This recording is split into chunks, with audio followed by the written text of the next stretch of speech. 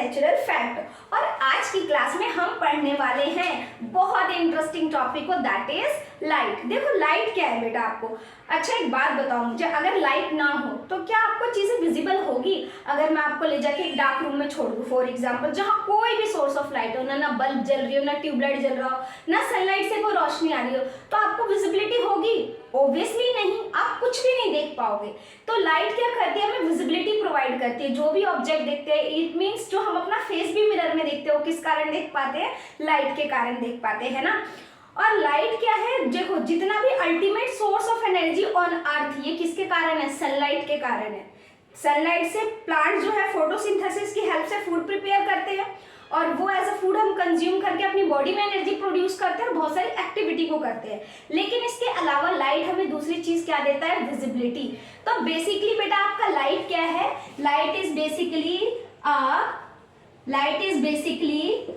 A form of energy. Light क्या है बेटा? एक फॉर्म ऑफ एनर्जी। और एक इंटरेस्टिंग फैक्ट और बताऊंगी कि देखो जैसे साउंड है, sound is also form of energy, लेकिन साउंड वैक्यूम में ट्रैवल नहीं कर सकता। लेकिन लाइट की सबसे ज्यादा स्पीड कहाँ होती है? वैक्यूम में, जहां पे कुछ भी मीडियम नहीं होता। मीडियम यानी कोई भी चीज जो उसे लाने के लिए रिक्वायरमेंट होती है। तो वैक्यूम में कोई भी मीडियम नहीं होता, ना एयर होती है, ना ही कोई अदर गैसेस पार्टिकल होते हैं, ना सॉलिड ना लिक्विड, कुछ भी नहीं होता। लेकिन वहां भी लाइट क्या करती है? ट्रैवल करती है विद द हाई स्पीड। तो लाइट सबसे ज्यादा किस में ट्रैवल करती है? वैक्यूम में, जहां पर कुछ भी मीडियम नहीं होता। वैक्यूम क्या होता है? जहां पे कोई भी मीडियम एग्जिस्ट नहीं करता। और इसकी वैक्यूम में जो स्पीड होती है वो कितनी होती है बेटा?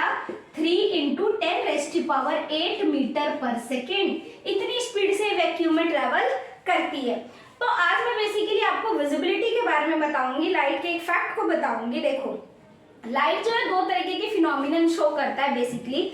एक होता है आपका रिफ्लेक्शन और दूसरा क्या होता है? रिफ्रैक्शन। दो चीजें मैंने आपको बताई, लाइट की दो चीजें आज हम पढ़ेंगे। एक तो पढ़ेंगे रिफ्लेक्शन के बारे में पढ़ेंगे, इसकी छोटी वीडियो है मेरे, उस पर आप जाके देख सकते हो। और दूसरा क्या पढ़ेंगे? रिफ्रैक्शन। एक क्या पढ़ेंगे हम बेटा? रिफ्लेक्शन, और दूसरी चीज हम क्या पढ़ेंगे? तो पढ़ते हैं इन दोनों फिनोमिनन को, दैट इज रिफ्लेक्शन और रिफ्रैक्शन। देखो इस रिफ्लेक्शन और रिफ्रैक्शन के कारण ही हमें विजिबिलिटी प्रोवाइड होती है। बेसिकली रिफ्लेक्शन के कारण होती है। जब कोई लाइट सरफेस से बाउंस होके वापस से मीडियम में आती है तो क्या होता है? Reflection, the bouncing back of light. ठीक है, बाउंसिंग मतलब वापस आ जाना। फॉर एग्जाम्पल ये मानो कोई स्मूथ सरफेस है, ये कैसा सरफेस है? स्मूथ। और याद रखना हमेशा रिफ्लेक्शन कहाँ पे होती है? मिरर के अंदर होती है। शाइनी स्मूथ सरफेस से क्या होती है बेटा? आपकी रिफ्लेक्शन होती है। कोई भी स्मूथ सरफेस है तो वहां से ही रिफ्लेक्शन होगी। आप एक नॉर्मल परपेंडिकुलर मानते हो इमेजिनरी लाइन, जिसे हम नॉर्मल रे कहते हैं। क्या कहते हैं बेटा? नॉर्मल रे। ठीक है। और जो ऑब्जेक्ट से हमारे पास लाइट आती है, यानी जो सोर्स ऑफ लाइट से, यहाँ क्या है? कोई भी सोर्स ऑफ लाइट है, सपोज करो आपका सन है, कुछ भी है सोर्स ऑफ लाइट। ठीक है, जो रे आती है that is known as the, इसको क्या बोलते हैं? Incident ray. इसको क्या बोलते हैं बेटा? Incident ray.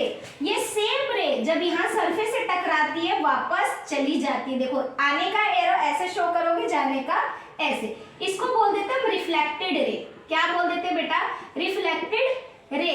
और ये जो टकरा के वापस हमारी आईज तक आती है तो हमें विजिबिलिटी प्रोवाइड होती है। तो याद रखना रिफ्लेक्शन कहाँ पे होता है? हमेशा स्मूथ और शाइनी सरफेस पे होता है, और इसमें सेम मीडियम पे जो लाइट की रे है वो बाउंस होके वापस आती है। बाउंस मतलब इस सरफेस से टकरा के वापस आती है सेम मीडियम में, याद रखना। ठीक है। और इसमें हमेशा देखो नॉर्मल और इंसिडेंट मिला के एक एंगल बनाती है जिसे एंगल ऑफ इंसिडेंट बोलते हैं। ठीक है।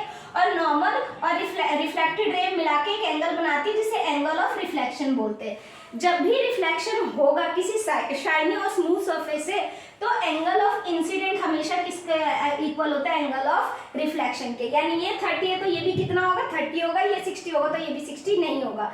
ये कभी भी 90 नहीं हो सकते हैं, क्योंकि नॉर्मल रे हमेशा परपेंडिकुलर होती है, इसलिए ना तो इंसिडेंट कभी 90 होगा और ना ही रिफ्लेक्शन, उससे लेस हो सकते हैं। ठीक है, आगे समझ में। अब पढ़ते हैं रिफ्रैक्शन। देखो जब हम मीडियम चेंज होता है, मान लो मेरे पास एक ग्लास है, ठीक है, उसमें मैंने पानी भरा हुआ, ग्लास के ऊपर कोई पेंसिल है, यहाँ पे मैंने कोई पेंसिल रखी है, वो एज इट इज शेप की दिख रही है, लेकिन जब आप ग्लास के अंदर देखोगे ना, वो पेंसिल ऑटोमेटिकली आपको थोड़ी सी बड़ी सी दिखाई देगी, आपको वो मोटी सी दिखाई देगी। तो किस कारण होता है? देखो फॉर एग्जाम्पल कोई सरफेस है, ये आपका नॉर्मल रे है, यहाँ से कोई लाइट आ रही है और यहाँ से बेंड हो जाती है। देखो यहाँ से आ रही है और यहाँ पर क्या हो रही है बेटा, ये बेंड हो जाती है।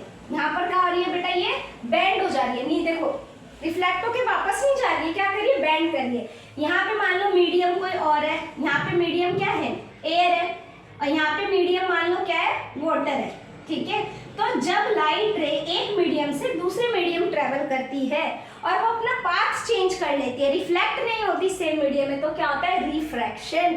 क्या होता है बेटा, रिफ्रैक्शन। ये किस में होता है, आपके लेंसेज में होता है, जनरली लेंसेज में ये चीजें होती हैं। रिफ्लेक्शन हमेशा किस में होता है बेटा, मिरर में, रिफ्रैक्शन हमेशा लेंस में होता है, ठीक है।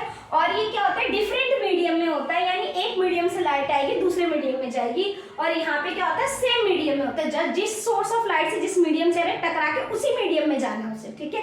एंगल ऑफ इंसिडेंट हमेशा एंगल ऑफ रिफ्लेक्शन होगा, लेकिन यहाँ ऐसा नहीं होता। एंगल ऑफ रिफ्लेक्शन और एंगल ऑफ इंसिडेंट क्या होता है, अलग अलग होता है। Angle I do not equal to angle R. I hope आपको ये वीडियो अच्छी लगी हो। अगर ये वीडियो अच्छी लगी हो तो मेरे चैनल को लाइक और सब्सक्राइब